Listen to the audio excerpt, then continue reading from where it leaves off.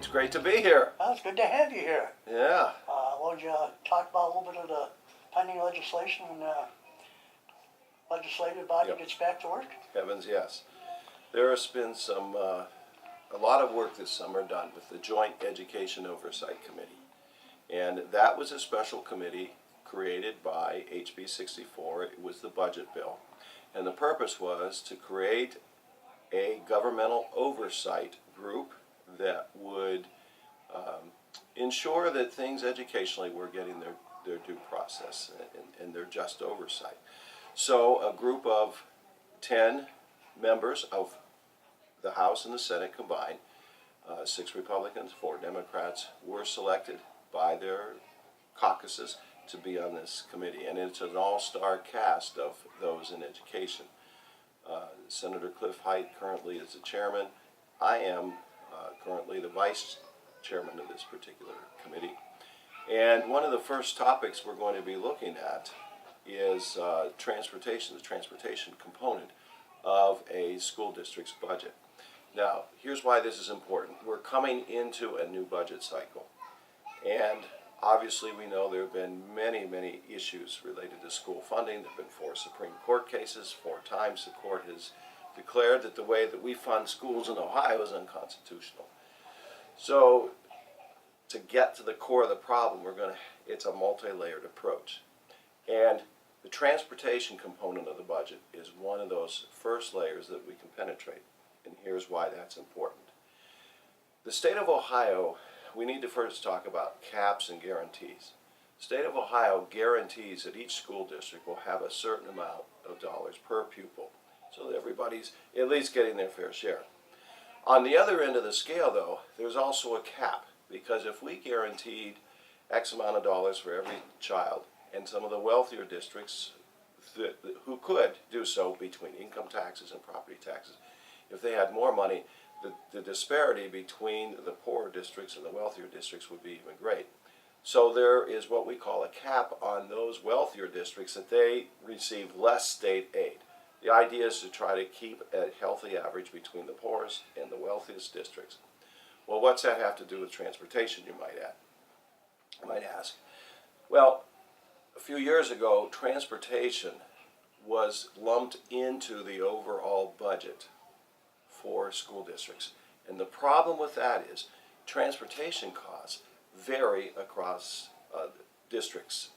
For example, there is a district in southeastern Ohio, Morgan Local, that encompasses the entire county. One school district, one county. It's relatively hilly. It's thinly populated, and so the efficiency of picking up students and transporting them to the school is a lot less palpable than, say, a district that is more condensely populated. It just is not as efficient to transport those students. So the problem is their transportation costs at Morgan Local of the budget is greater than, say, even a Jefferson or a Geneva, because our students are more densely populated throughout the district. Well, the problem then is, because transportation is still part of the overall budget, and their portion in Morgan County is higher, and they spend a disproportionate share on transportation than they do on classroom instruction. So the idea is to pull transportation out and let it stand separately.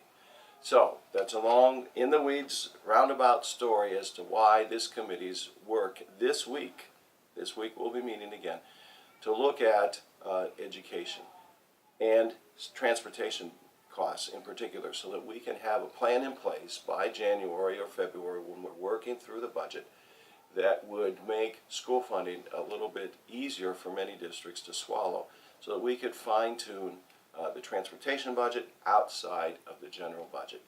That's one of the things I'm working on. And speaking of education, you've probably heard, and there's been a great deal of consternation and hand-wringing about charter schools and the money that they are costing. Now, keep in mind that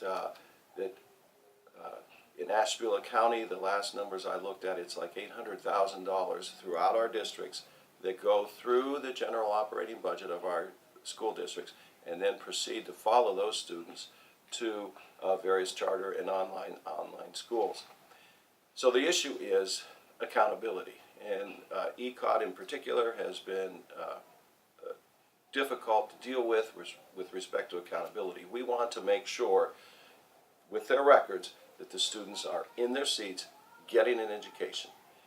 And that's fair. We, the taxpayers, are funding these particular schools. We have a right to know that the money is being spent properly, just as we would in a public school.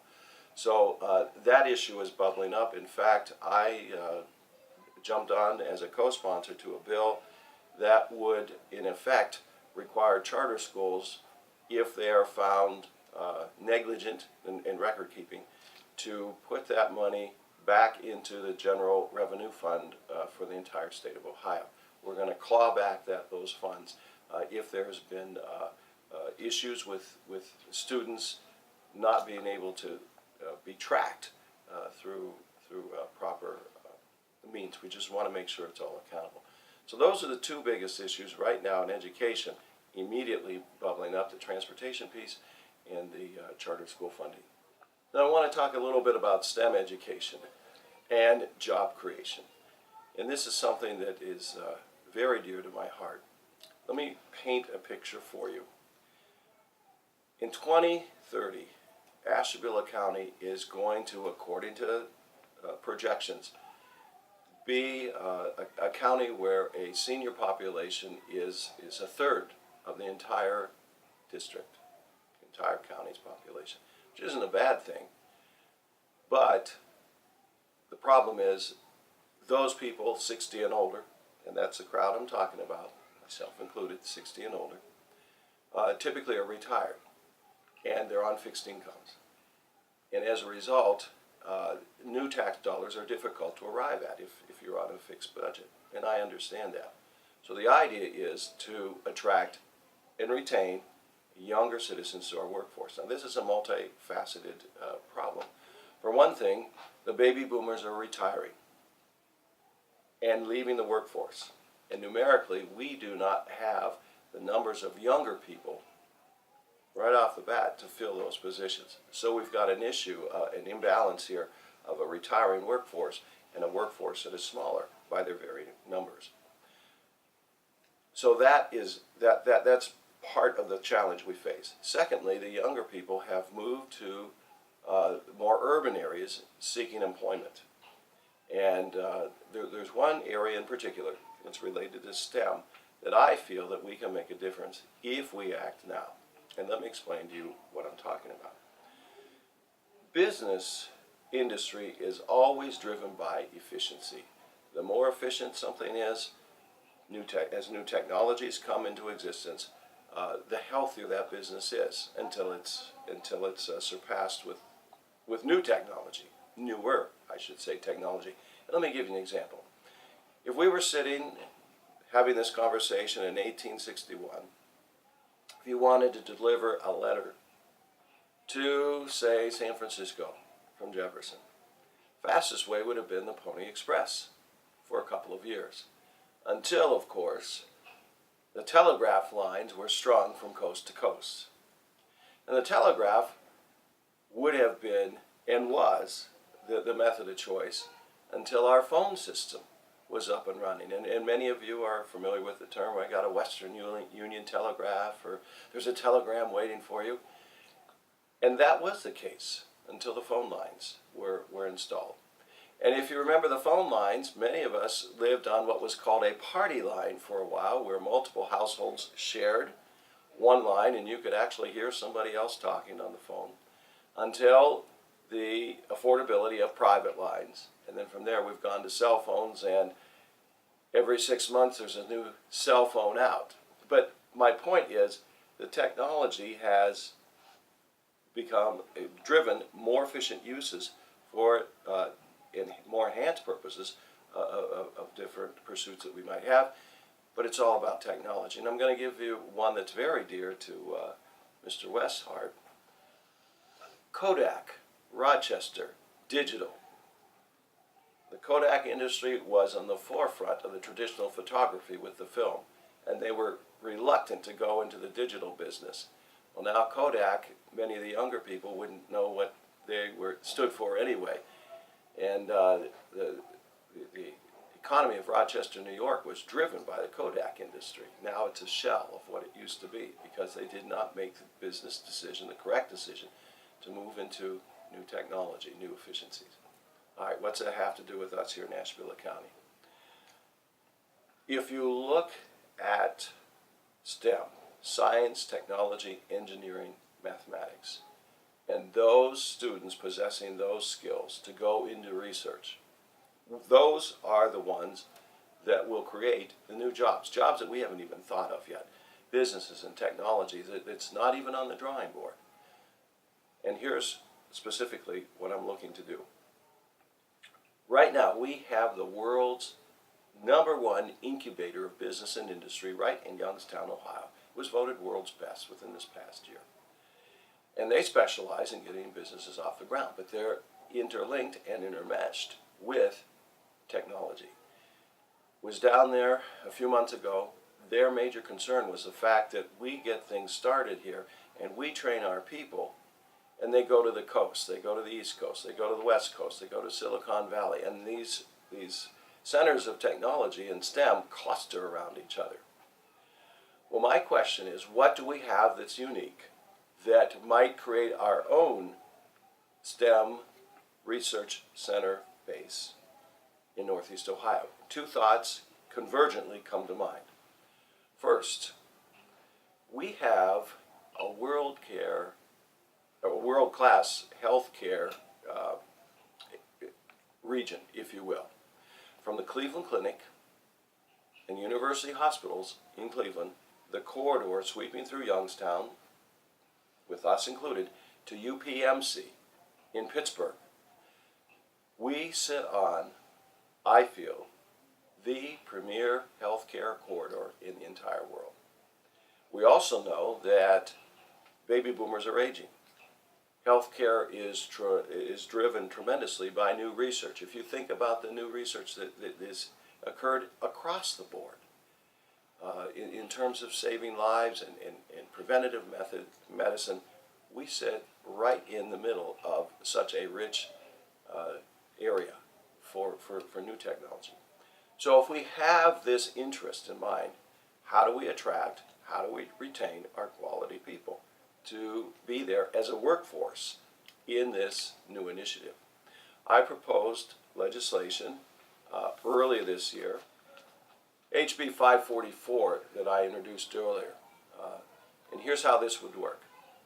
For those who graduate from an Ohio school with an associate's degree in a STEM-related field, the state would pay the General Revenue Fund $2,000 a year directly to their student loan, not to the student, but to whoever might hold their student loan, as long as that student works in Ohio. So the idea is that if you graduate from an Ohio school with a STEM degree, associate's level, you're going to get $2,000 a year as long as you work in Ohio. Graduate from an Ohio school with and you have a bachelor's degree, $4,000 a year, directly paid to your student loan as long as you work in Ohio. Master's, PhD, $8,000 a year as long as you work in Ohio. If that person should leave Ohio upon that date, program stops. It's only while you're working in Ohio. The idea is to incentivize those young people to stay here and work and do their research. And I'm looking again at the healthcare industry. It's already a ripe field, but it could be other things. It could be other things. We could develop our own Silicon Valley of something else, but I'm looking at what is practical for the immediate future. Think of the young people that have left us because they couldn't find jobs here. Now, as a teacher for 29 years just here in Jefferson, I can tell you that currently, in going back just a few years, it was over $100,000 a student, K to 12, that we as taxpayers invested in each student. And to have them walk away, to have them move after that investment, it's not a particularly satisfying business model. So the purpose would be to attract new and retain the old and rebuild our economy from the inside out. Now my question for you, one other thing. This program would be capped, originally $2 million a year out of the general revenue fund, and if the number of applicants exceeded that dollar amount, 2,000, 4,000, 8,000, it would be divided up proportionately. That way we would know what our fixed costs would be. The idea is to incentivize these students to stay here in Ohio, work in Ohio, and rebuild our economy from the inside out. And if you were a parent whose child was living in one of the coasts, California or on the East Coast, and one of our two sons is living in Washington, D.C. His degree is in journalism, but he's dependent upon technology. All of us who have watched our children leave, what would we give if we could somehow create jobs for them to come back and raise your grandchildren right here in Northeast Ohio? In a word, it would be priceless. So, related to STEM, that's some of the things that I'm thinking about working on to rebuild our economy from the inside out on new and exciting components. Now let's talk about those young people that we've lost. There has been a drain of young persons out of Ashtabula County for 3 decades now. How do we attract them back? How do we retain those that we have? Well, obviously, for business and industry to go anywhere, the number one guaranteed necessity is a workforce. And I believe we have that here. But what kind of a workforce? Well, business and industry needs an educated workforce. And it's not just the kind of education that we're offering now. We have to see education across the board as investment. And let me explain to you what I'm working on and how this ties in. With the budget cuts that all of our schools have experienced, those programs that weren't tested, that don't appear on the report card, in many instances were cut. And they had to make some difficult decisions, and I know that. But by restoring the programs, and I'll give you a list here shortly, by restoring those programs, we can tap into creative energies that are right here. Now let me explain to you what I'm talking about. When I was going to school, there was FFA in our schools, many of them. There was mechanical drawing. There was consumer science, what we used to call home ec. A smattering, a cornucopia, if you will, of programs that students could experiment with right in high school and decide what was their interest and what maybe was not their interest. And it didn't require a college degree. You could go right from some of those programs into the workforce. Now, ATEC has picked up on this as much as they can. But there are some students, and I'm thinking about the quality of life now, some students who might want to be in those classes at a particular school because they may not want to leave or because they're looking at college classes, who might want to learn about industrial arts, for example, just for a life skill. By investing in those courses and giving those schools the opportunity to recreate these courses again, students can have their imaginations tapped into once more.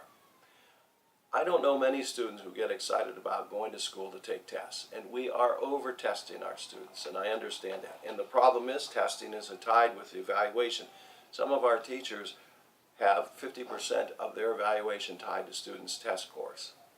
And if you're the sole breadwinner in that family, if you're a teacher that fills that description, fits that description, you're going to make sure your students are prepared for that test so you don't lose your job. I get that. We need to reduce that evaluation component.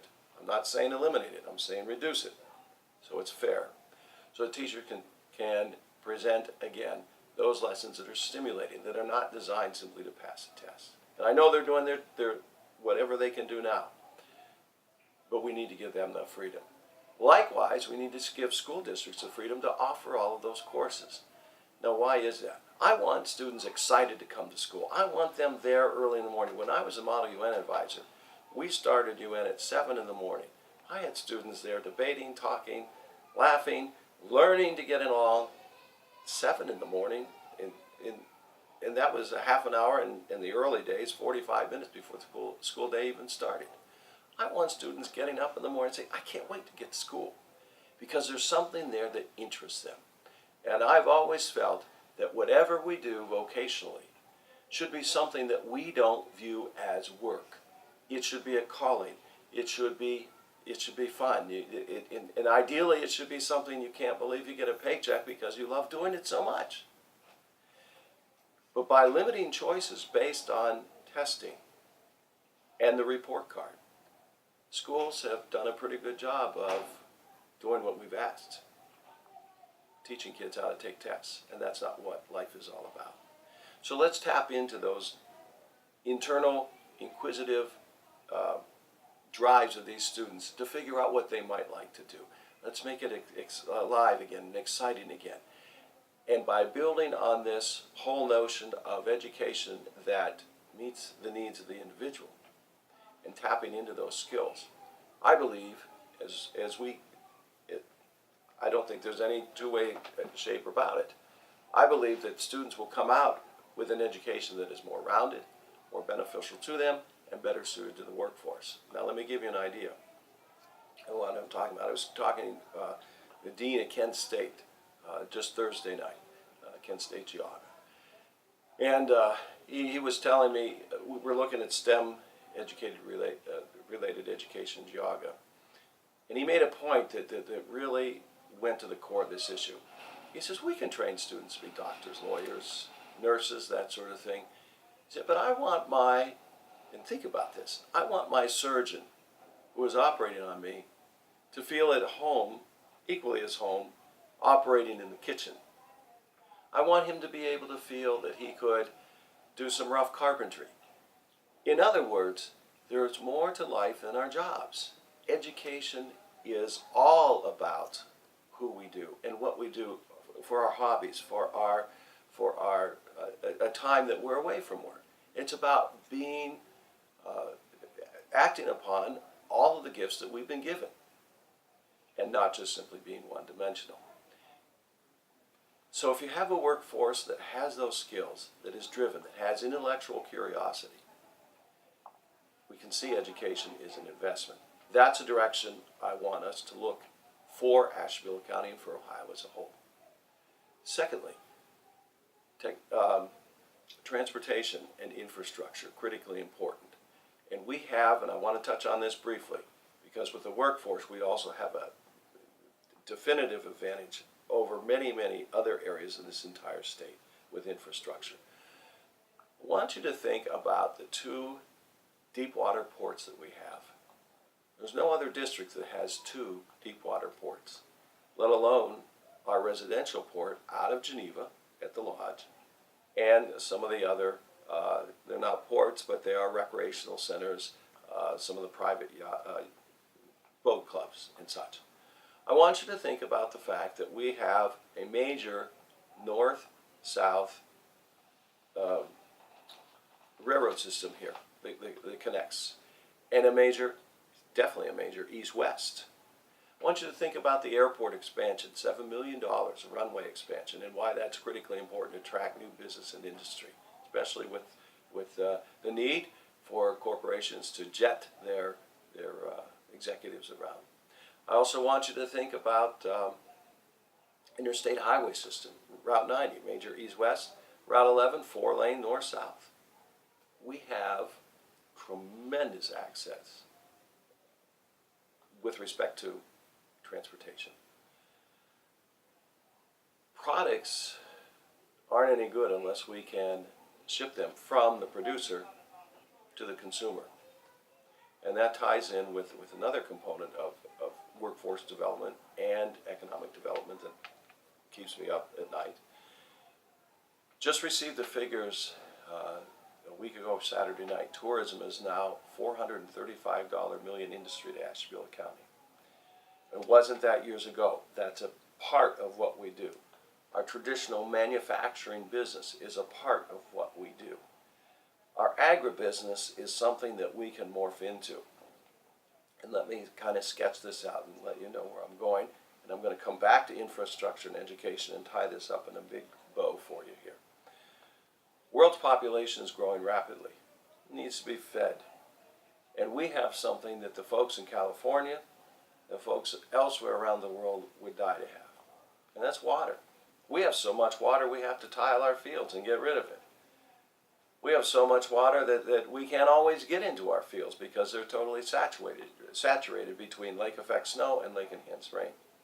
And that's not going to change. We have the ability to do more with agriculture if, and this is why I'm working closely with OSU Extension, if we can, and here's technology again, process that food near where it's grown so that there's not as much lag time, so it's fresh, it's better. Processing right here in Ashtabula County using our transportation system. And I'll give you an example. It was in southwest Ohio, near Dayton, Wilmington actually, over a year ago now. They have an airport there that actually flies livestock live to any part around the world. It's less than a 24-hour flight.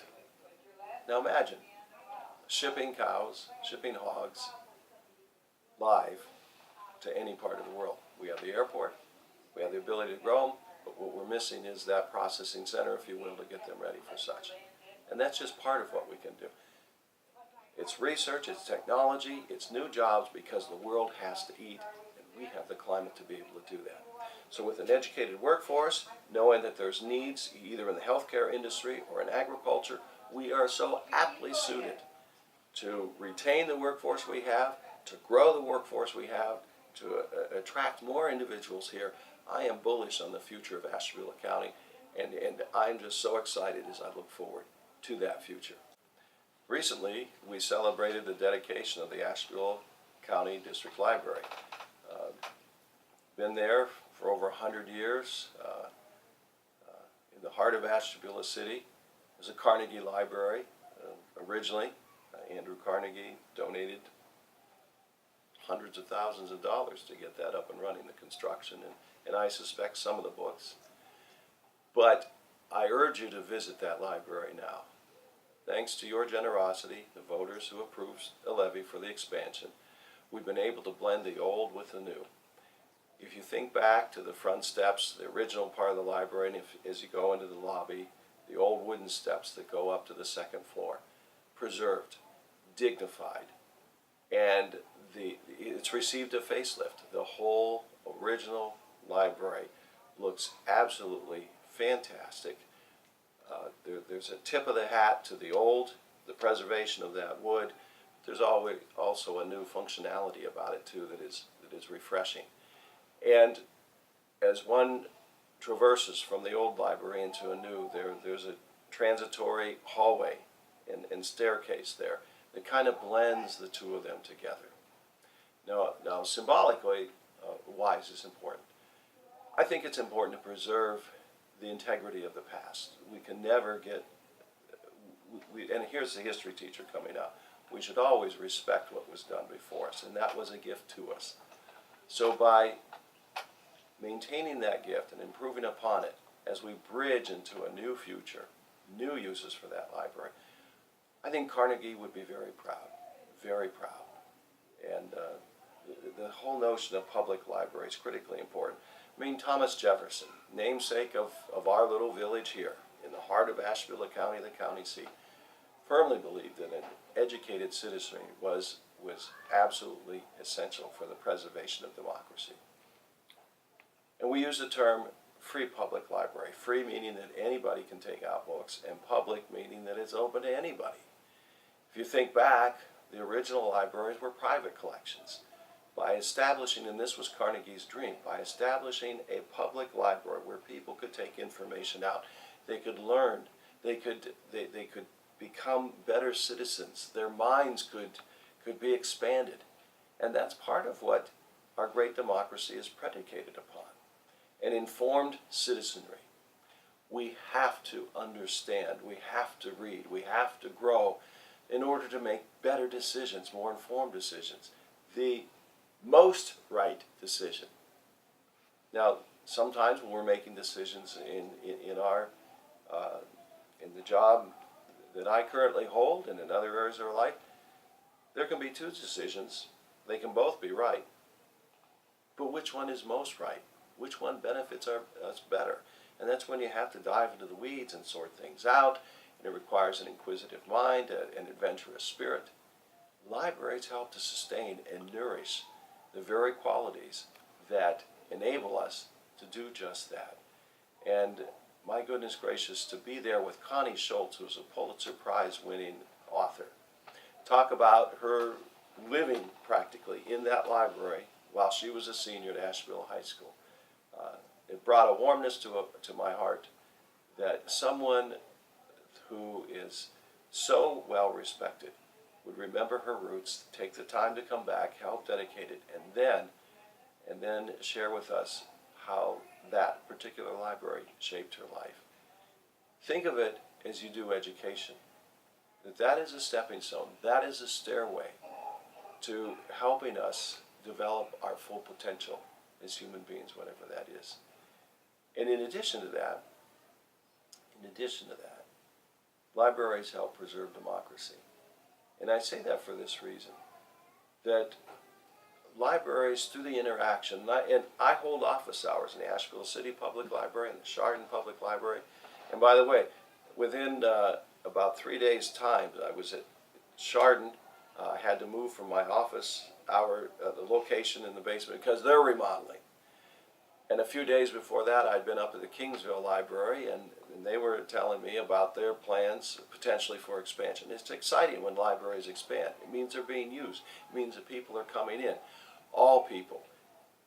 The libraries, the public libraries, are the intersection of our daily lives, if you will, where people from all sorts of diverse backgrounds can come together, can share this common quest for knowledge, and if they choose, linger a bit and talk about issues that are pertinent to them. For our democracy to continue to succeed, we have to encourage, and this is why I encourage public schools too, we have to encourage the interaction of all of our citizenry. And let me explain a little bit what concerns me. When I was growing up as a kid, right here in Jefferson, you could walk down the street, ride your bike down the street in the dusk of the evening or slightly before nightfall, and adults would be on their front porch. They would be neighboring. They would be visiting. They'd just be enjoying that time on their front porch. The front porch was critically important. Well, now, most of us have moved to our back porches. We've built our privacy fences, and we're seeking to regenerate from within the privacy of our own homes. And that's not a bad thing. But when it becomes a habit, when it becomes repeated, when we draw out of society as opposed to immersing ourselves into society, then it can become problematic. And I say that for this reason. It's when we allow ourselves to be shaped, to be molded with others, and interact with others that we develop empathy. Now, empathy is different than sympathy. Empathy means that we can feel, or try to as best we can, feel what other people feel. We can begin to see problems, issues from their perspective. And that's what makes a democracy work. We have to take the time, we have to take the risk to look at all sides of a particular problem, so that then we can arrive at a solution that may not be the best for everybody, it can be the best for most. And it means having respect for others. It means allowing us to have civil discourse so that we can arrive at the best choice of policy that we can. And let me give you a personal example of what I'm talking about. Those of you who have been married know perhaps that there are times when there are moments of intense fellowship. And that's what we call those moments in our men's Sunday school class, when perhaps there's been a disagreement or a time for a policy change.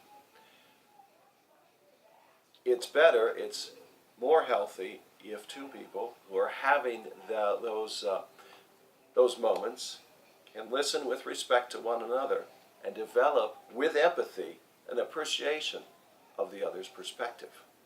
and arrive at the best case policy that can be maneuvered out of that particular situation. And that's where we have to go in America. I think we've forgotten this. We've strayed from that arena in which we're all participants, in which we communicate, in which we learn empathy. And it's empathy that leads to civility, which allows us better in a democracy. It's far better than a dictatorship, far better than an authoritarian system of government. But democracy by design is messy because there are many voices, but many voices that must be heard, so that we can arrive at the best situation, the best objectives for the most. And that is why education, that's why libraries are so critically important, to engage and allow for that intersection of thought. Well, speaking of elections, obviously this is an election that's brought out a lot of enthusiasm, and I celebrate that enthusiasm. From the Bernie folks to the Trump supporters, there are a lot of people who are engaged in this election. My caution, though, is this. I want the electorate to be as informed as possible, and to not only know his or her candidate's positions, but also thoughtfully consider the other side too, because there may be elements of truth and elements that we need to consider on both sides of the political fence, multiple sides. I mean, obviously we have 4 candidates running for the presidency right now. But we must do that in an atmosphere, an arena of respect. And I know that emotionally we become attached to candidates. And that's not necessarily a bad thing. But here's the litmus test. As a young man, my grandmother, my mother's mother, had a great influence on my life. And my parents could get upset, and they could point out my iniquities and such in a very heated way. But my grandmother would say, when I did screw up, "Oh, Johnny." And all she needed to do was say, "Oh, Johnny," and my heart was broken. I still hear my grandmother. And here's the litmus test. I would only attempt to say something that would make my grandmother proud. Critical, but in such a way that it respected other individuals. Now, I know at times I've fallen short, and that's when I hear the "Oh, Johnny." But that's a litmus test. If you were to face an individual across the table, have a conversation, and address those particular views around which you might have disagreements, do so in a respectful fashion. Some of the Facebook postings break my heart, because I don't think some of those things would be said if they were to make personal contact with another individual. And I think of this sometimes when I'm driving. Around Jefferson, you see somebody you know, you wave in your car. And that's good, and you go on. But how much different is it when we would have been in a wagon and had more extended time to wave and share pleasantries? Or better yet, on a walk to do that sort of thing. We humans derive great meaning and satisfaction of those interpersonal relationships that we cultivate, that we need. And I think at times our technology, our mass media, it sends out a message, but is it always the right message? Is it a message of unity, or is it one of disunity? And I think we, as consumers, as participants in this great democracy, have to be aware of that we need the information, no doubt about that. But we can never forget that we are all Americans, and that we all breathe the same air, as Kennedy said, and drink the same water, share the same visions, care about our children, that we still have to, even though we can be critical of one another, and we ought to be, but remain civil to one another. And at times, I don't think that's happening this election cycle. Civility, honesty, and caring for one another is something that we really need to work on, all of us, myself included. And if we can do that, then we will elect, and we will nurture, and we will be able to work with candidates from both sides of the aisle, because ultimately we are one family.